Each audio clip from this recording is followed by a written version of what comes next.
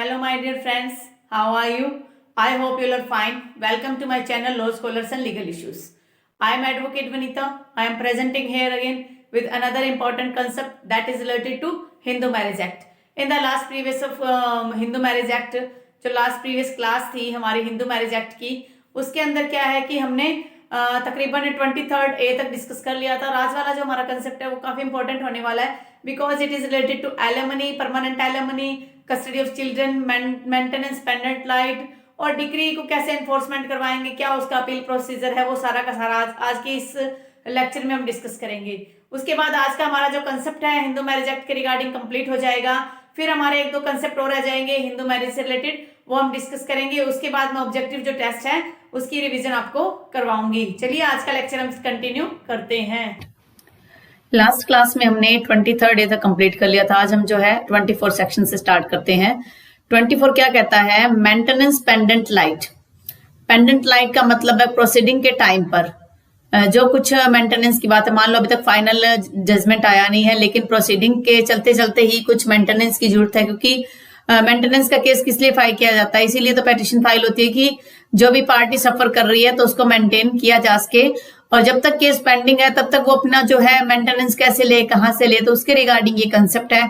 ये क्या कहता है? मेंटेनेंस पेंडेंट लाइट की बात कर रहा है। एंड एक्सपेंसेस ऑफ प्रोसीडिंग, और प्रोसीडिंग में जो एक्सपेंसेस होते हैं, जो खर्चे होते हैं पार्टी के, वो भी जो है प्रोवाइड करवाना।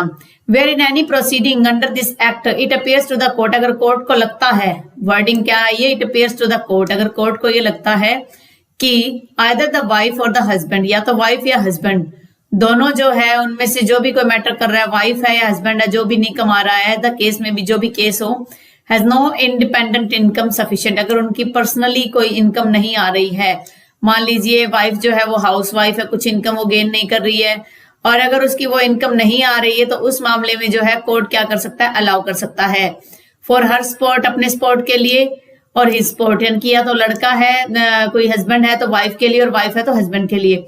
एंड द नेसेसरी एक्सपेंसेस, और प्रोसीडिंग के जो नेसेसरी एक्सपेंसेस है, जो आवश्यकता की अदर चीजें हैं, उनको भी कोर्ट अलाउ कर सकता है। इट में on the application of the wife और हस्बैंड, ये वाइफ और हस्बैंड दोनों में से किसी के भी एप्लीकेशन पे अलाउ किया जा सकता है। ऐसा कोई इश्यू नहीं है कि सिर्फ एक हस्बैंड जो है वो देगा या वाइफ देगा, ऐसा कोई इश्यू नहीं है। जिसको भी रिक्वायरमेंट है उसी के रिगार्डिंग जो है कोर्ट इसमें अलाउ कर सकता है। फिर एक बात आती है कि अगर अलाउ कर सकता है तो फिर इसका क्या पर्पज है? इसका पर्पज यही है कि किसी भी प्रकार से जो सफर ना करे पार्टी। फिर क्या है कि order the respondent to pay to the petition expenses of the proceeding, and monthly भी दे सकता है उसे, during the proceeding such sum, जब तक प्रोसीडिंग चल रही है उस टाइम तक, having regard to the petitioner's on income, अगर जो एप्लीकेशन जिसने दिया, पेटिशन जिसने फाइल की, अगर उसकी खुद की इनकम है तो उस इनकम को भी कंसिडर किया जाएगा। It may seem to the court reasonable, और फिर कोर्ट कौन सी जो है ऑर्डर करेगी, कितना मेंटेनेंस प्रोवाइड करेगी जो रीजनेबल होगा। तो कोर्ट भी कुछ भी अनरीजनेबल नहीं करती। कोर्ट क्या करती है? जो कोर्ट के सामने आप कह सकते हो कि जो भी एविडेंसेस आते हैं उनके रिगार्डिंग कोर्ट जो है अलाउ करती है, बिना एविडेंस की कोर्ट कुछ नहीं कर पाती। फिर अगला कहता है पार्ट इसका प्रोवाइजो है, जो वही कहता है that the application for the payment of the expenses of the proceeding and such monthly sum during the proceeding, कह रहे हैं अगर कोई एक्सपेंसेस है, कोई खर्चे हुए हैं प्रोसीडिंग के, या कोई मंथली कोई इंस्टॉलमेंट की बात आ रही है, तो वो भी कोर्ट अलाउ कर सकती है, be disposed of within 60 days.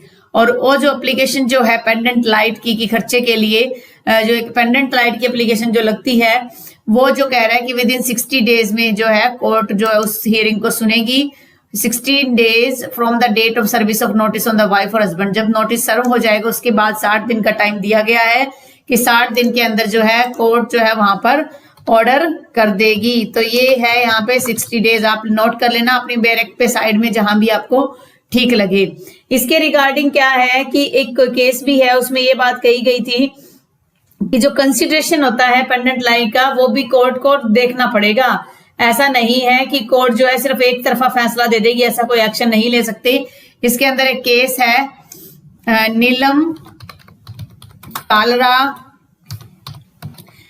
Kalra versus Rajesh Kaliya,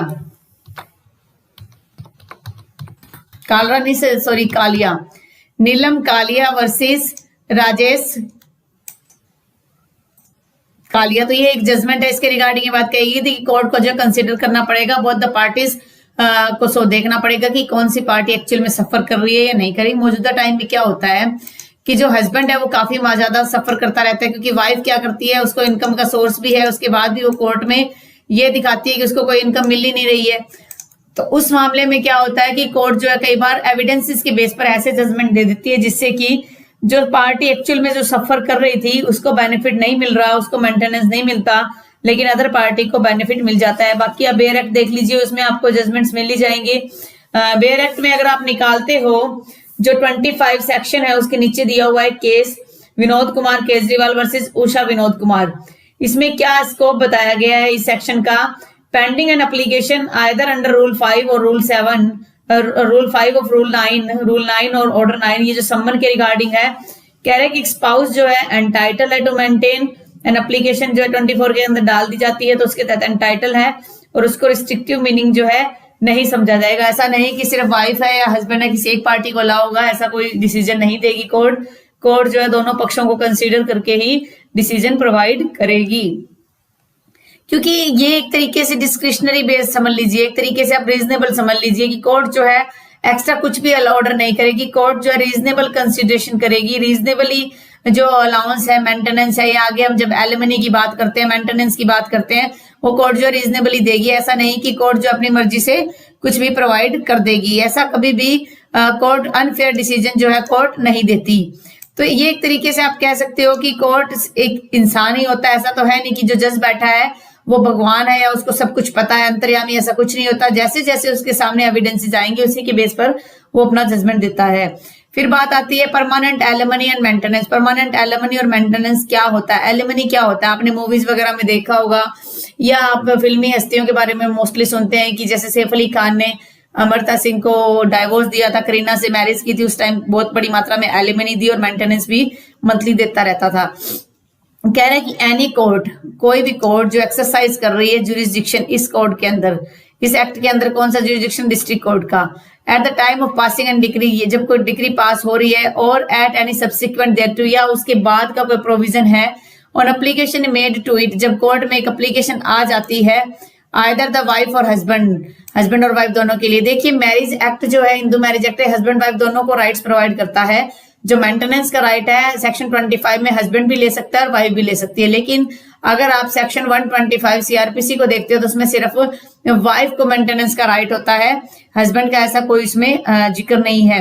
कह रहा है the case may be order that the respondent shall pay to the applicant, applicant को क्या करेगा? हर या हिज मेंटेनेंस सपोर्ट देगा उसको ग्रोस सम, या तो वो ग्रोस सम का मतलब है कि पूरा का पूरा एक साथ ही, कहते हैं ना कि जंग मुका दिया, एकदम जो छुटकारा दे दिया, कि पूरी जिंदगी का एक मेंटेनेंस का कोई सोर्स फिक्स कर दिया जाता है कि मान लो 50 लाख है, 1 करोड़ है, 10 करोड़ ऐसे करके, या सच मंथली, या मंथली अगर वो देना चाहे, या पीरियडिकली कुछ 15 दिनों में कोई सम दे रहा है, for a term not exceeding, कितने टाइम तक? जो जीवन तक चलेगा, जीवन के बाद नहीं। Having regard to the respondent's on income, और रेस्पोंडेंट की इनकम भी देखी जाएगी। ऐसा नहीं कि वाइफ ने कहा जी मुझे 50,000 मेंटेनेंस दिया जाए, मेरे 2 बच्चे हैं, वो तो हस्बैंड की सैलरी कितनी आ रही है, वो कितना कमाता है, वो सब कुछ देखा जाएगा। और कह रहा है कि इनकम देखी जाएगी, अनदर प्रॉपर्टी या कोई और प्रॉपर्टी है वो देखी जाएगी, अगर है तो। The income and other property of the applicant, applicant के पास क्या कुछ है वो देखा जाएगा। The conduct of the parties, parties का आपस में क्या व्यवहार चल रहा है, किस तरीके से पार्टीज ने एक्ट किया है वो देखा जाएगा। अदर सर्कमस्टेंसेज, और क्या परिस्थितियां चल रही थी वो भी देखी जाएगी। तो अगर आप यहाँ पर देखिए तो क्या क्या चीजें हैं, क्या क्या जो है कोर्ट कंसीडर करेगी। फर्स्ट चीज क्या कंसीडर करेगी कोर्ट? फर्स्ट चीज कंसीडर करेगी रेस्पोंडेंट्स ऑन इनकम या उसकी प्रॉपर्टी, फिर एप्लीकेंट की इनकम की कंसीडर करेगी, फिर पार्टी का क्या कंडक्ट है उसको कंसीडर करेगी, फिर क्या कंसीडर करेगी? सर्कमस्टेंसेज ऑफ द केस क्या है वो भी देखेगी। पता लगा कि वाइफ ने जो है पूरी लाइफ हस्बैंड से पेमेंट लिया है, उसके बच्चों की मैरिज भी कर दी, सब कुछ कर दिया, और अब जाके वाइफ कह रही है कि मुझे मेंटेनेंस दिया जाए, तो उस ग्राउंड पे भी मेंटेनेंस नहीं दिया जा सकता। सारा कुछ कोर्ट देखेगी कि क्या जस्ट है, क्या रीजनेबल है। एंड एनी सच पेमेंट में भी सिक्योर्ड, और वो पेमेंट जो एक तरीके से सिक्योर्ड पेमेंट होना चाहिए, जो जरूरी है। सिक्योर्ड का मतलब है जो रिक्वायरमेंट है वही पेमेंट देगी। अगर कोर्ट में जाके वाइफ कहती है जी मुझे तो अपनी पार्टीज के लिए पैसा चाहिए, या मुझे घूम के आना है कहीं, उसके लिए वो ऐसा कुछ जो है कोर्ट अलाउ नहीं करेगी।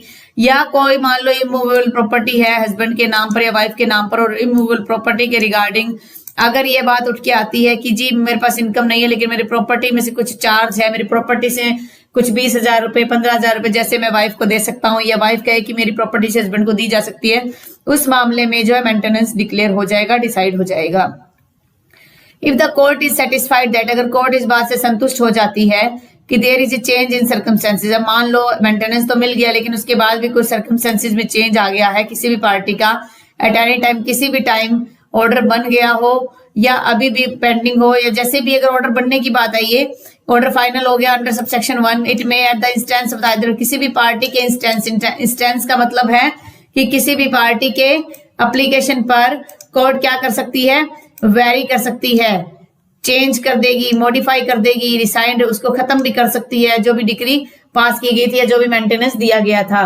तो इसको जो है आप रीड कर सकते हो कि सेक्शन 2 ये कहता है कि कोई भी सर्कमस्टेंसेस होते हैं तो वो सारे के सारे जो ऑर्डर है उसको भी चेंज किया जा सकता है।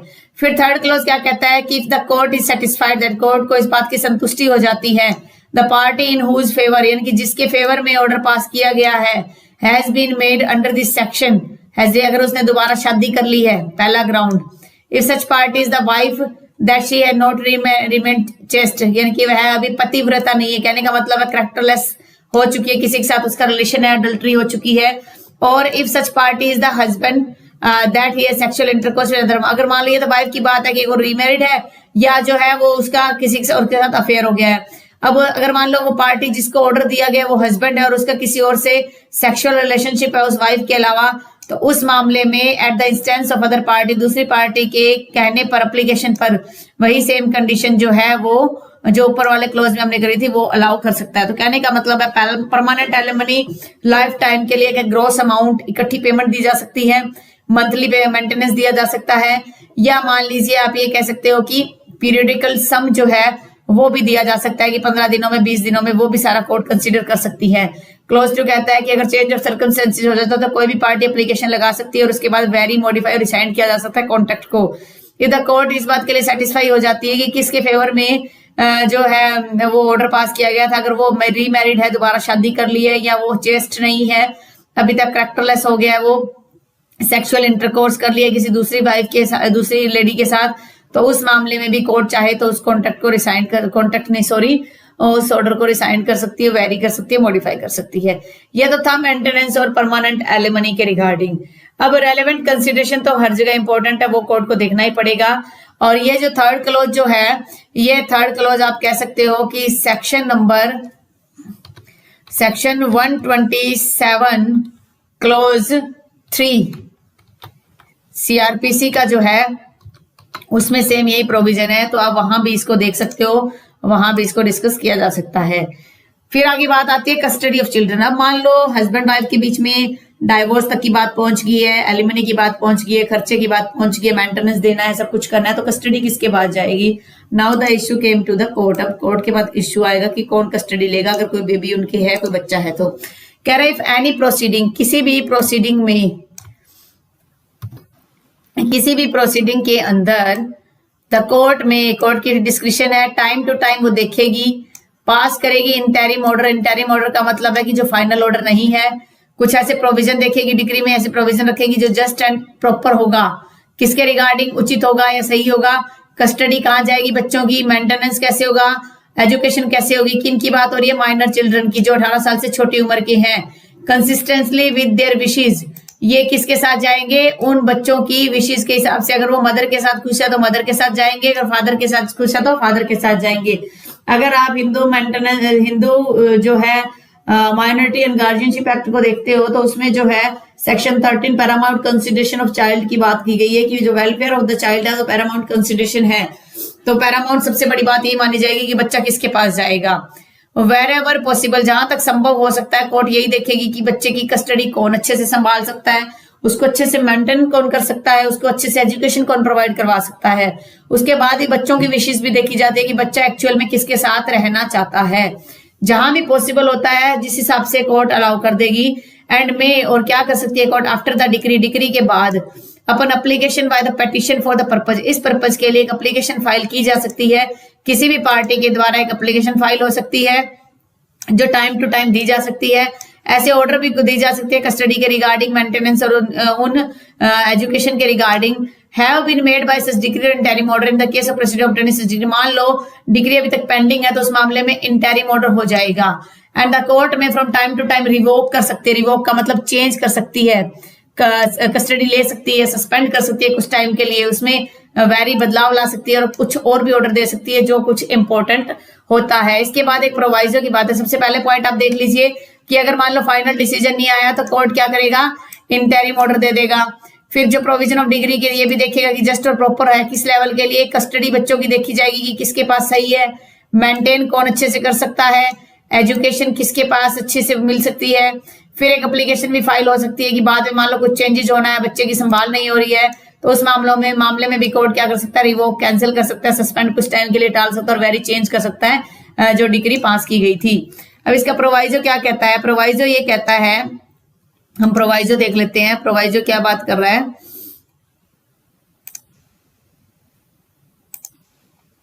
अब अगर हम प्रोवाइजो को देखें तो प्रोवाइजो डिस्कस कर रहा है कि the application with respect to the maintenance और एजुकेशन के रिगार्डिंग जो माइनर चिल्ड्रन की जो एप्लीकेशन है वो क्या होगा, obtaining six degree as possible dispose. जो एप्लीकेशन अगर कोई लग जाती है माइनर के रिगार्डिंग तो वो एप्लीकेशन आपके किसे कहोगे कि वो एप्लीकेशन किस व्यक्ति के पास कौन लगाएगा, वो एप्लीकेशन अलाउ कौन करेगा। तो वो एप्लीकेशन की बात जब आएगी तो वो एक तरीके से आप ये कह सकते हो कि as far as dispose of, वो कितने टाइम तक डिस्पोज होगा, कितने टाइम तक उसको डिस्पोज किया जा सकता है, 60 डेज के अंदर।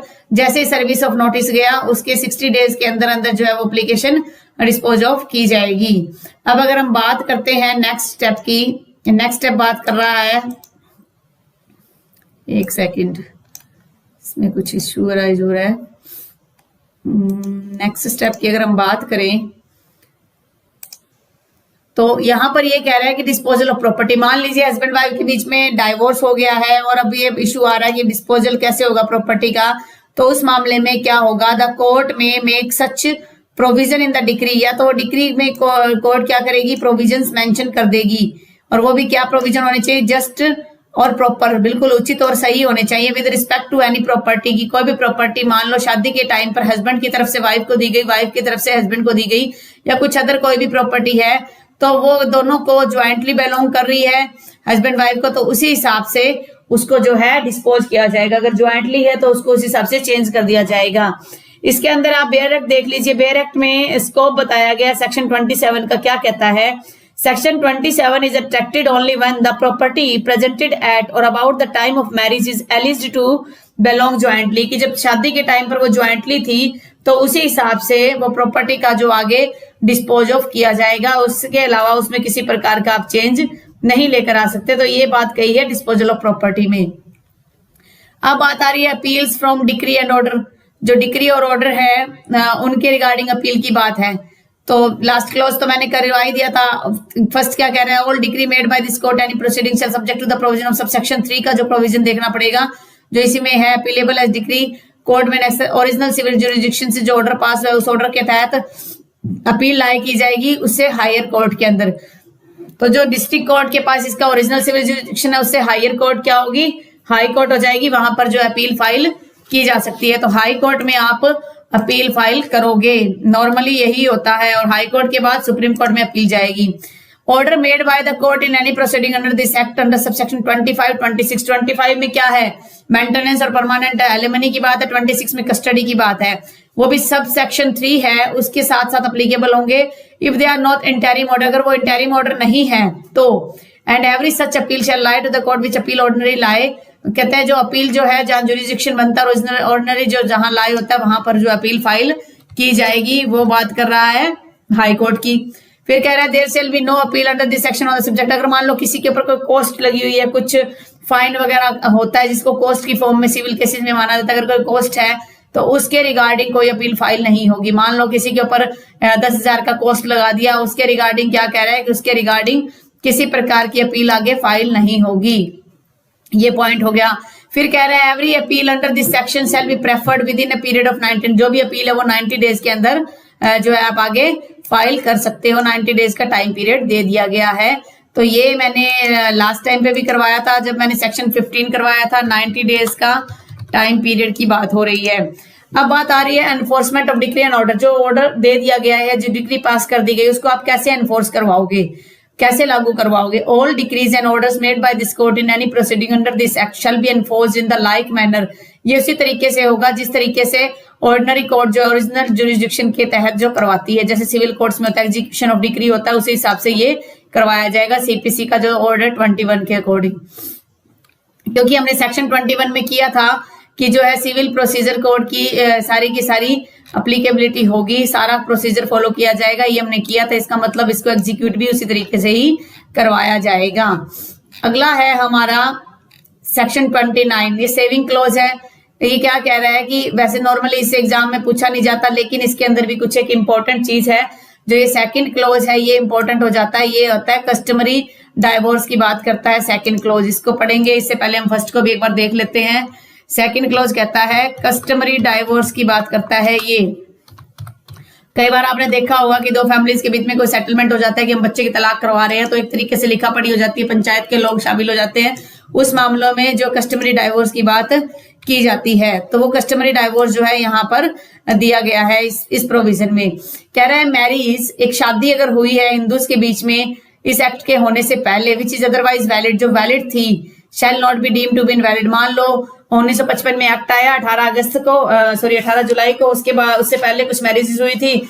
ऐसा नहीं है कि अब वो मैरिजेस को आप इनवैलिड डिक्लेयर कर दोगे, क्योंकि 1955 के एक्ट से पहले जो मैरिज थी, क्या 2 या 3 वाइफ हो सकती थी, 4 हो सकती थी। तो उस मामले में अगर किसी की मैरिज है तो आप किसी भी वाइफ को ये नहीं कह सकते कि उसकी जो मैरिज है वॉइड है या वो आप इनवैलिड डिक्लेयर नहीं करोगे। ये बात जो है इसमें कही गई है सेविंग क्लॉज के अंदर। फिर ये कह रहा है कि अगर मान लो ये हिंदू मैरिज एक्ट जो है नॉर्मली आप माइंड में है कब लागू हुआ था, ये 18 मई को हुआ था, सॉरी 18 जुलाई नहीं है, 18 मई को था। तो कह रहा है कि इस बात पे इनवैलिड नहीं हो सकता कि वो पार्टी जो है सेम गोत्र से थी या सेम प्रवारा से थी या डिफरेंट रिलीजन से थी, ये कोई मैटर नहीं करेगा। अगर कोई 1900 कितनी तारीख को लागू हुआ था ये एक्ट हमारा, 18 मई 1955 से पहले अगर कोई शादी हुई है, उससे पहले की बात है कि कोई भी आप उसे इनवैलिड नहीं कहोगे। फिर सेकंड क्लॉज कहता है nothing contain in this act shall be deemed to affect any right recognise. अगर मान लो कोई कस्टम कहता है कि दोनों पार्टी के एक लिखा पढ़ी करके डाइवोर्स मान लिया जाएगा, अगर कोई ऐसा रीति रिवाज है और वो काफी लंबे टाइम से फॉलो किया जा रहा है, तो उस मामले में भी कस्टमरी डाइवोर्स को प्रेफरेंस दी जाएगी, उसको आप मना नहीं करोगे। तो ये बात इसमें कही गई है। फिर nothing contain in this act shell affect any proceeding under any law. कि मान लो कोई ऐसी प्रोसीडिंग है जो किसी भी दूसरे मामले में नल एंड वॉइड डिक्लेयर कर दी गई है या डिसॉल्व कर दी गई है, मैरिज को जुडिशियल सेपरेशन है at the commencement of this act, अगर कोई पेंडिंग चल रहा है मैटर तो उसको भी कंसीडर किया जाएगा, उस पर इसका कोई इफेक्ट नहीं पड़ेगा। फिर nothing contain in this act shall be deemed to affect the provision contain special marriage act के अगर कुछ प्रोविजन है उसको भी ये एक्ट जो है किसी प्रकार से प्रभावित नहीं करेगा। तो आज जो है हमारा ये हिंदू लॉ कंप्लीट हो चुका है, हिंदू मैरिज एक्ट कंप्लीट हो चुका है। इसके रिगार्डिंग अभी 2 लेक्चर और बनेंगे, 2 कंसेप्ट और करवाऊंगी मैं। एक इरिट्रेबल ब्रेकडाउन थ्योरी ऑफ मैरिज जो है और लिव इन रिलेशनशिप और उसका करंट डायमेंशन जो है, जो डोमेस्टिक वायलेंस एक्ट में उसको क्या आप कह सकते हो लीगल सैंक्टिटी उसकी दी गई है, उसको भी हम थोड़ा सा डिस्कस करेंगे। और वो दोनों लेक्चर डिस्कस होने के बाद फिर हम जो है जो इससे रिलेटेड प्रीवियसली हिंदू मैरिज से रिलेटेड जो भी ऑब्जेक्टिव टेस्ट है 50 है 60 है जितने भी मेरे पास हैं उतने मैं आपको डिस्कस करवाऊंगी, जिससे आपको आइडिया हो जाएगा कि हिंदू मैरिज लॉ से किस प्रकार के क्वेश्चन एग्जाम में पूछे जाते हैं। एक बार हम इंडेक्स को देख लेते हैं जो हमें आइडिया हो जाए कि इसमें क्या कुछ है। देखिए हिंदू मैरिज एक्ट कब लागू हुआ था ये मैं आपको करवा चुकी हूँ, दोबारा मैं यहाँ लिखवा देती हूँ आपको। 18 मई 1955 को लागू किया गया था ये। फिर है कि अरेंजमेंट ऑफ सेक्शन दिया गया है कि फर्स्ट में शॉर्ट टाइटल एक्सटेंड है, फिर एप्लीकेशन ऑफ एक्ट है, फिर डेफिनेशन है, फिर ओवरराइडिंग फैक्टर प्रिलिमिनरी, ये बात कह रहा है। उसके बाद अगर आप देखते हो इसके अंदर अगला कंसेप्ट कह रहा है condition of valid Hindu marriage के लिए 5 कंडीशन दी गई है। पहली है बाइगेमी का कंसेप्ट है, सेकंड जो इसके अंदर था कि मेंटल डिसऑर्डर यानी कि फ्री कंसेंट की बात आ रही थी, इनसैनिटी की बात आ रही थी। थर्ड में जो है एज के रिगार्डिंग है, और फोर्थ के अंदर जो है प्रोहिबिटेड रिलेशनशिप की बात आ रही थी, फिफ्थ में स्पिंदा की।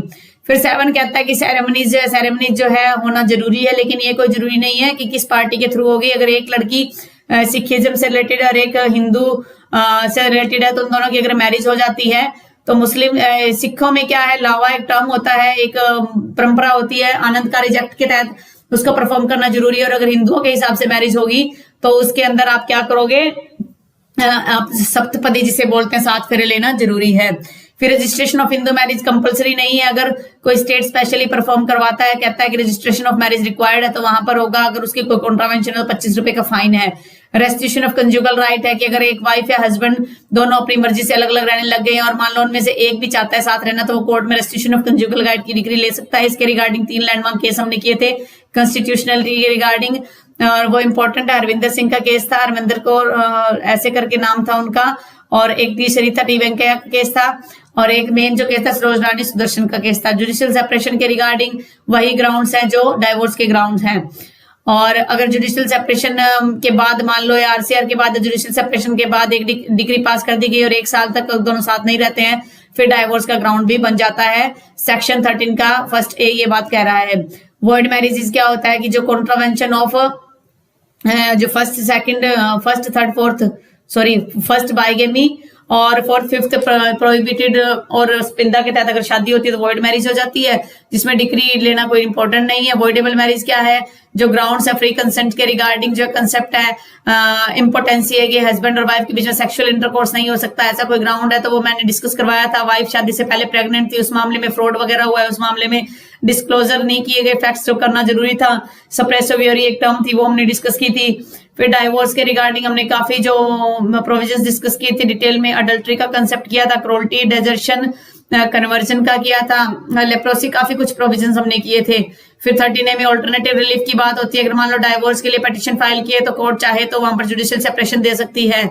डाइवोर्स फॉर म्यूचुअल कंसेंट ये कह रहा है कि जब डाइवोर्स और म्यूचुअल कंसेंट के तहत आपसी सहमति के साथ डाइवोर्स है, वो भी क्या है 6 से 18 महीने का कूलिंग पीरियड है।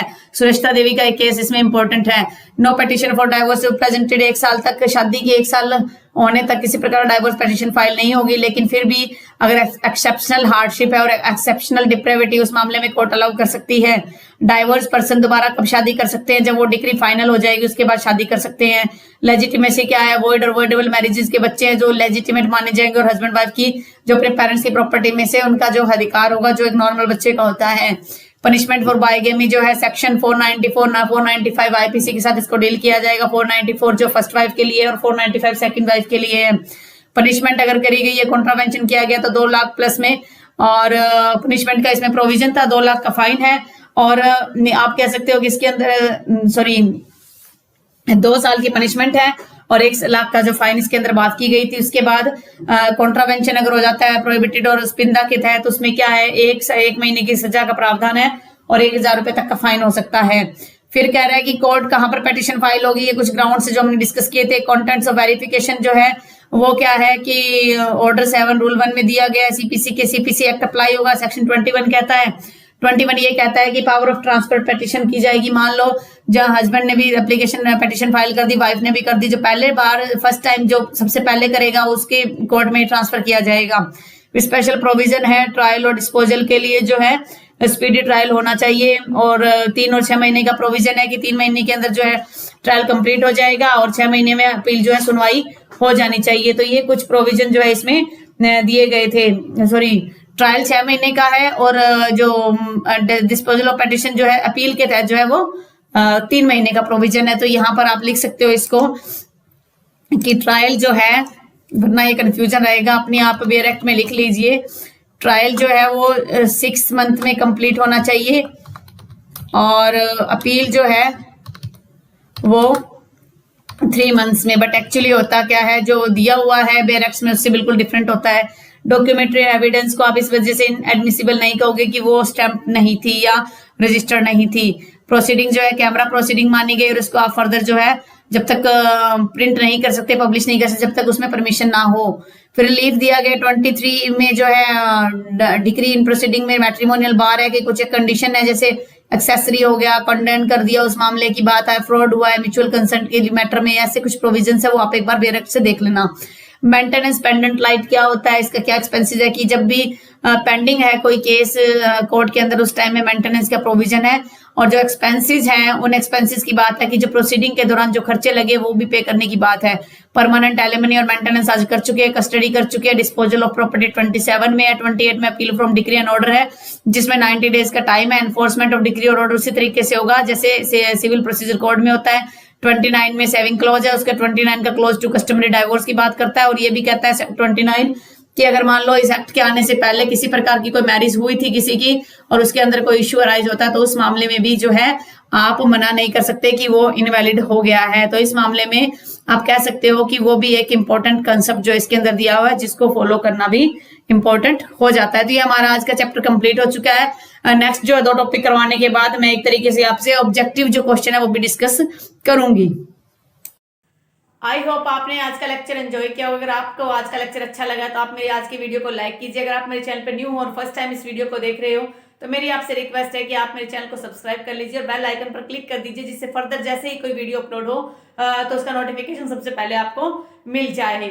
फार्मर एजुकेशन के मैटर में नेट का इशू आ रहा है तो जिनके वाईफाई लगा हुआ है उनको तो कोई प्रॉब्लम नहीं है, लेकिन जो मोबाइल से डाटा यूज कर रहे हैं उनको कुछ इश्यू आ रहा है और वो जो इस लेक्चर को वीडियो को जो सुन भी नहीं पा रहे हैं तो उनके लिए कुछ प्रॉब्लम हो रही है। लेकिन वो प्रॉब्लम भी क्या है कि 1-2 दिन में खत्म हो जाएगी। तो ये लेक्चर जो आप बाद में भी कंटिन्यू कर सकते हैं।